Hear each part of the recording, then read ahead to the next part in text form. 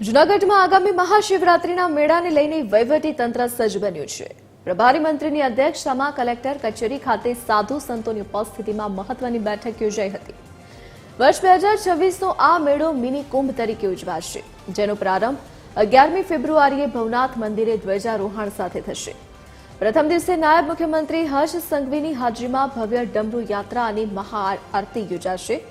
શ્રદ્ધાળુઓ માટે વાઘેશ્વરી મંદિર સુધી એસટી બસની સુવિધા ફાળવવામાં આવી છે, જ્યારે સાંસ્કૃતિક કાર્યક્રમો ભવનાથમાં આકર્ષણનું કેન્દ્ર બનશે।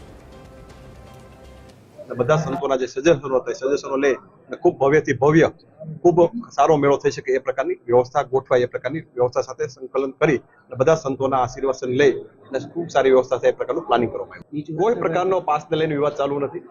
તમે પણ મિટિંગની અંદર હતા, બધાના સજેશનો હતા, લોકોની પણ માગણી હતી, સંતોની પણ માગણી હતી અને લોકોએ એ પણ કીધું કે ટ્રાફિક ના થઈ શકે અને એ પ્રકારની વ્યવસ્થા ગોઠવવા માટે તંત્ર દ્વારા ખૂબ સારી બસની વ્યવસ્થા પણ કરવામાં આવી છે।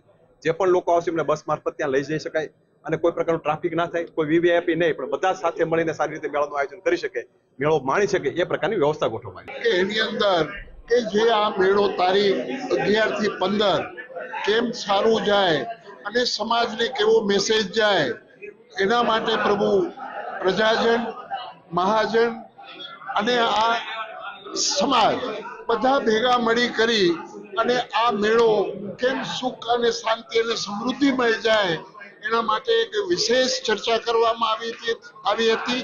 વિશેષ કરીને જે તે વિભાગની અંદર સંબંધિત અધિકારીઓને અમારા અખાડા દ્વારા એવી માંગ કરવામાં આવી કે ભાઈ ત્રણેય અખાડાનો મેળો છે એટલે ત્રણેય અખાડાના સંતો ભારત વર્ષમાંથી આવે એટલે પહેલી વાત તો એ લોકો જ્યારે અહીંયા પહોંચે કોઈ પણ સમયે તો એની ગાડી બે રોકટોક આવવા દેવામાં આવે અને સંબંધિત અધિકારીના જે પ્રતિનિધિ હોય પ્રશાસન દ્વારા એની સાથે એની ઉચ્ચાયુક્ત સાથે વાત કરી અને એમને આવવા દેવામાં આવે, કારણ કે આટલી દૂરથી 2000 કિલોમીટરથી સંતો આવતા હોય એટલે એનું રાશન, આસન, શાસન ગાડીની અંદર હોય અને ગાડીઓની દરેક અખાડાઓમાં પોતાના સંતો માટેની પૂરતી વ્યવસ્થા છે, ગાડી એને ક્યાં ઊભી રાખવી।